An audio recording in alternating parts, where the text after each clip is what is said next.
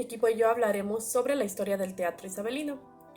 El teatro isabelino, también llamado a veces teatro renacentista inglés, es el estilo de interpretación de obras teatrales que floreció entre el año 1578 y 1642 durante el reinado de Isabel I de Inglaterra, quien tuvo un reinado de 1558 a 1603 y que continuó bajo sus sucesores estuardos.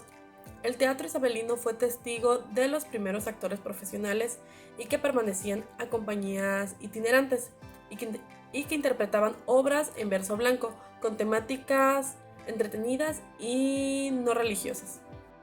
Bueno, una de sus principales características eran principalmente el teatro de corte popular destinado a un público heterogéneo, la ruptura de las unidades aristotélicas de tiempo, lugar y acción, que más adelante se dará un ejemplo, interferencia de diferentes géneros teatrales en una sola obra. También se alternaba la prosa con el verso, la mezcla a los personajes nobles con los plebeyos. Todos los papeles eran interpretados por hombres. En ese entonces las mujeres se les era indecentes para la mayoría era indecente que una mujer actuara. La ausencia de decoradores, importancia de la gestualidad y la proyección vocal. Por las investigaciones que se realizaron, se puede decir que en ese entonces no habían actrices, solo actores. El papel de las mujeres lo hacían jóvenes que pues dieran con el perfil de una mujer o pues que pudieran actuar de tal manera. Bueno, a lo que me refería con el punto anterior de la ruptura de las unidades aristotélicas de tiempo, lugar y acción, es que en sus comienzos este edificio teatral era bastante sencillo, construido de madera o de piedra. Solía ser circular y con un patio interno muy amplio, cerrado a su alrededor y sin techo. Normalmente las representaciones se hacían en el patio bajo la luz solar. El actor no se colocaba de frente, sino en el medio, y entre las plantas 2 y 3 del escenario se ubicaban los músicos. En ese entonces no habían escenarios y la acción solía ubicarse mediante muebles u objetos. No era muy amplio el escenario. Cada objeto se podría referir simplemente a un lugar. Las innovaciones en el teatro. La época isabelina no se limitó a adaptar los modelos y renovó felizmente el metro con el verso blanco, que es el black verse. Pentámetro yámbico carente de ritmo, ese es el verso blanco. Que imita bastante fielmente al verso latino senequista, liberando al diálogo dramático de la artificiosidad de la rima, mientras que se observa la regularidad de los 5 pies del verso. El verso blanco fue introducido por el conde de Surrey cuando en el año 1540 publicó una traducción de la Eneida usando esta forma métrica, pero debe esperarse al Gordon de Sackville y Norton para que se usase en el drama para llegar a culminar en la epopeya bíblica de John Milton, El paraíso perdido.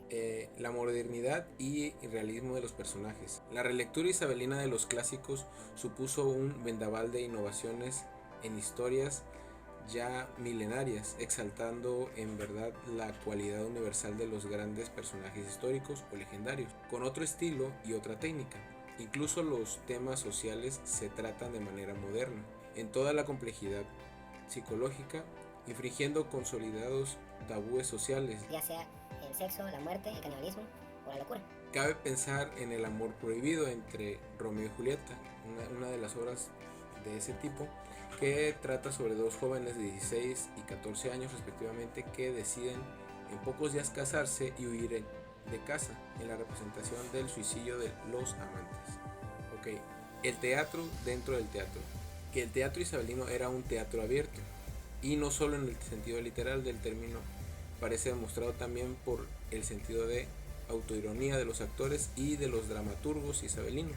El actor gusta de hablar al público entre líneas para darle la vuelta al personaje mismo que está recitando, anticipando el distanciamiento irónico del teatro de Bertolt Brecht. Para esta clase de actores, el dramaturgo isabelino inventa el teatro dentro del teatro. Espacio teatral. El teatro isabelino era popular, pero tenía mala reputación, Las autoridades de Londres lo prohibieron en la ciudad, por lo que los teatros se encontraban al otro lado del río Támesis, en la zona de Southwark y Blackfriars, fuera de la competencia de autoridades de Londres. Los teatros conservaron mucho de la antigua simplicidad medieval. Ciertas excavaciones arqueológicas de finales del siglo XXI han demostrado que aunque los teatros poseían diferencias individuales, su función común hacía que todos siguieran un sencillo esquema general a la ciudad. Inspirado en su origen de los circos de la época para la lucha entre osos y perros en las posadas, baratos establecimientos de provincias, el edificio teatral consistía en una construcción muy simple de madera o de piedra, a menudo circular y dotada de un amplio patio interno, cerrado todo alrededor pero sin techo. Un teatro sin clase. Mientras el drama renacentista italiano se desarrollaba como una forma de arte elitista, el teatro isabelino resultaba un gran contenedor que fascinaba a todas las clases, haciendo así de nivelador social. A las representaciones acudían príncipes y campesinos, hombres, mujeres y niños, porque la entrada estaba al alcance de todos, si bien con precios distintos. El que se queda de pie abajo paga solo un penique, pero si quiere sentarse le meten por otra puerta donde paga otro penique. Si desea sentarse sobre un cojín en el mejor sitio, desde donde no solo se ve todo sino también pueden verle, tiene que pagar en una tercera puerta otro penique. Bueno, como antecedentes del teatro isabelino tenemos que Pellant, siglo XIV, es una tradición medieval de carrozas móviles que escenificaban relatos bíblicos para la educación popular en la fe. Otro punto sería Morality Plays, que en el siglo XV, son del siglo XV y son obras moralizantes que sustituyen naturalismo del teatro anterior por el uso de alegorías sobre las virtudes y el pecado, por ejemplo, The Pride of the Life y The Castle of Perseverance. De ahí también tenemos interludes, que a principios del siglo XVI fueron obras para espacios reducidos y un público selecto, producidas por compañías ambulantes y enfocadas a temas seculares. Y bueno, también una de las cosas que más llaman la atención es que los espectadores participaban activamente en las obras, es decir, los actores solían hablar e interactuar con ellos. Y si al público le gustaba la obra, era normal que abucharan o incluso arrojaran objetos al escenario. Muchos dramaturgos.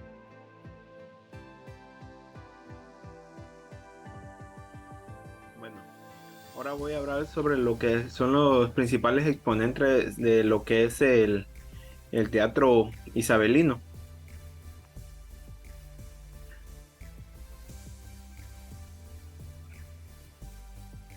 Bueno, sí, voy a exponer lo que... ahora me toca exponer lo que es los principales exponentes de lo que es el teatro isabelino. Tenemos que uno de los grandes exponentes de lo que es el teatro isabelino fue Christopher Marlowe. Él fue nacido en Canterbury, Inglaterra, entre 1564 y 1593. Él fue un escritor y un poeta, dramaturgo y traductor. Fue el encargado de la incorporación de lo que fue el verso en blanco en el teatro. Una de sus obras más conocidas e importantes fue lo que es el Doctor Fausto, fue Tamerlán el Grande, Eduardo II y Judío de Malta. Pasamos a lo que ahora es William Shakespeare. Él fue nacido en Stratford-on-Avon, en Reino Unido, en los años de 1564 a 1516. Él es conocido como el responsable de brindar al teatro la profundidad al momento de exteriorizar la dificultad de drama de los seres humanos sin moralización. Sus obras más conocidas de William Shakespeare fue lo que fue El Rey Lear, Mucho ruido y pocas nueces, Hamlet, Sueño de una noche de verano, Romeo y Julieta, El mercader de Venecia y Oteleo. Otro de los grandes exponentes también de lo que fue el teatro isabelino fue Ben Jonson.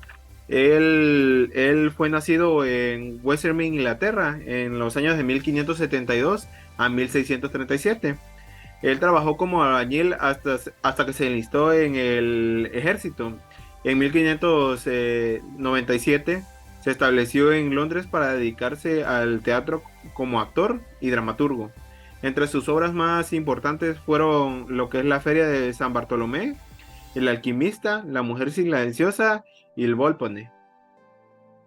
Bueno, ahora pasamos a lo que son las 5 obras más importantes de lo que fue el teatro isabelino. Una de ellas fue Romeo y Julieta, que fue escrita por Shakespeare. Esta obra de Romeo y Julieta pues es una de las más importantes y más conocidas que tenemos ahora. Y esta nos enseña la historia romántica que se trata de dos jóvenes de 16 años, los cuales pertenecen a familias enemigas, siendo las familias más poderosas de Verona y que siempre han estado en conflictos entre ellas. Por segundo tenemos a lo que es El alquimista, que es una obra de Ben Jonson, que esta trata de la historia de un mayordomo que aprovecha lo que es el tiempo que su amo se fue y para construir lo que es un consultorio alquimista en la casa de su amo. Esto para estafar a la gente que llegue al consultorio. Después tenemos lo que es la obra de Mucho ruido y pocas nueces, también escrita por William Shakespeare. Esta obra trata sobre se trata sobre el daño en el amor y las causas que pueden causar los malentendidos y la traición. En esta obra se desarrollan dos formas, en esta obra se desarrollan dos tramas de manera paralela y de manera síncrona. Bueno, ahora tenemos lo que es la obra de Doctor Fausto. Esta es una obra escrita por Christopher Marlowe.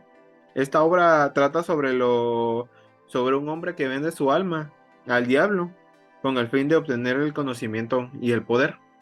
Y por último tenemos lo que es Eduardo II, también escrito por Marlowe. Trata del reino problemático y la muerte lamentable del rey de Inglaterra, Eduardo II, y la caída trágica del orgullo martiner. Bueno, pues hasta aquí termina lo que es mi parte y muchas gracias por la atención.